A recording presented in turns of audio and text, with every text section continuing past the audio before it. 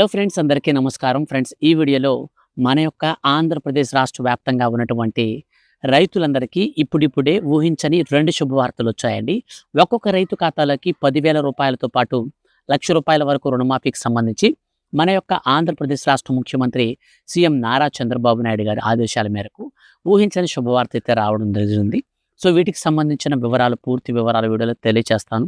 ఎవరెవరికి 10,000 రూపాయలు వస్తాయి, ఎవరెవరికి ₹1,00,000 రుణమాఫీ అనేది ఏ తేదీ నుంచి జరుగుతుంది, ఈ విషయాలన్నీ కూడా ఈ వీడియోలో క్లారిటీగా ఎక్స్ప్లెయిన్ చేస్తాను. వీడియోని స్కిప్ చేయొద్దు. స్టార్టింగ్ నుంచి ఎండింగ్ వరకు పూర్తిగా వీడియోని చూడండి. మన యొక్క ఆంధ్రప్రదేశ్ రాష్ట్ర వ్యాప్తంగా ఉన్నటువంటి రైతులకి సంబంధించిన ఏ చిన్న అప్డేట్ వచ్చినా సరే మిస్ కాకుండా అందరికంటే ముందుగా మీరు తెలుసుకోవాలి అనుకుంటే వీడియో కింద ఉన్నటువంటి బ్లాక్ కలర్లో ఉన్న సబ్స్క్రైబ్ బటన్ని క్లిక్ చేసి పక్కనే వచ్చే బెల్ సింబల్ని ఆల్ పైన ట్యాప్ చేయండి. ఇక లేట్ చేయకుండా టాపిక్ని మనం స్టార్ట్ చేద్దాం. ఫ్రెండ్స్, మన యొక్క ఆంధ్రప్రదేశ్ రాష్ట్ర ముఖ్యమంత్రి సీఎం నారా చంద్రబాబు నాయుడు గారు రైతులకి సంబంధించి ఊహించని శుభవార్త అయితే ప్రకటించారండి. సో రైతుల ఖాతాలలోకి గత ఏడాది వచ్చినటువంటి భారీ వర్షాల వల్ల పంట నష్టపోయినటువంటి రైతులందరికీ పంట నష్ట పరిహారాన్ని రాష్ట్ర ప్రభుత్వం విడుదలైతే చేయబోతుంది.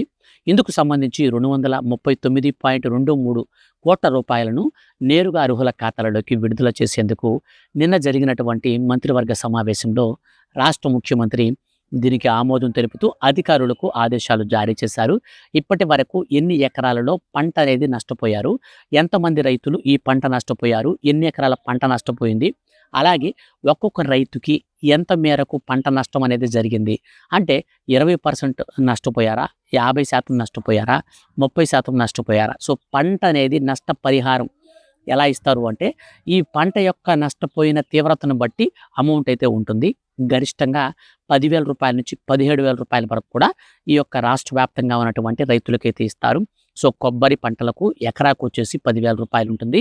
మరియు అరటి, ఈ యొక్క వరి ఇట్లాంటి వాటికైతే మనకు ఎకరాకు 12,000 రూపాయల నుంచి 15,000 మధ్యలో ఉంటుంది. ఈ విధంగా మన యొక్క రాష్ట్ర ప్రభుత్వం గరిష్టంగా పంట యొక్క నష్ట తీవ్రతను బట్టి అమౌంట్ అయితే రిలీజ్ చేస్తుంది. ఈ డబ్బులు అనేది మనకు రేపటి నుంచి ఖాతాలకైతే రాబోతున్నాయి.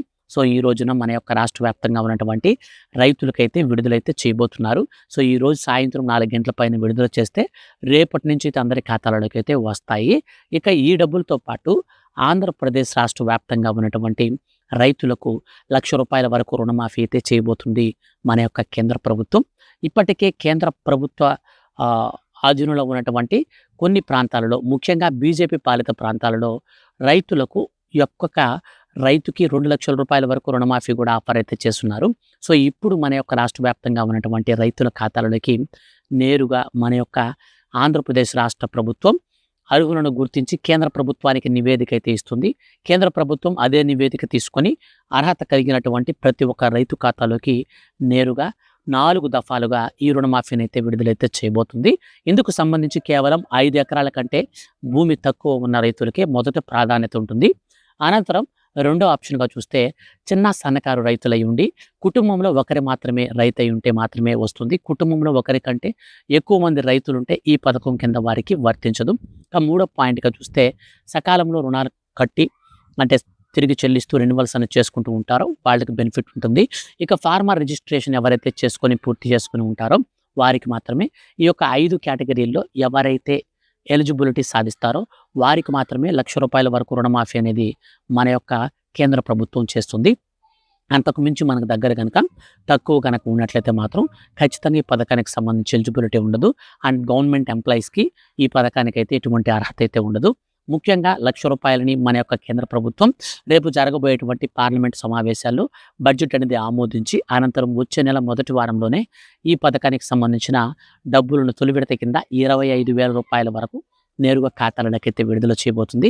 సో వీటికి సంబంధించి ఫర్దర్గా ఏ చిన్న అప్డేట్ వచ్చినా సరే మిస్ కాకుండా అందరికంటే ముందుగా మీరు తెలుసుకోవాలి అనుకుంటే వీడియో కింద ఉన్నటువంటి సబ్స్క్రైబ్ బటన్ని మీరు క్లిక్ చేసి పక్కనే వచ్చే బెల్ సింబల్ని ఆల్ పైన ట్యాప్ చేసుకోండి.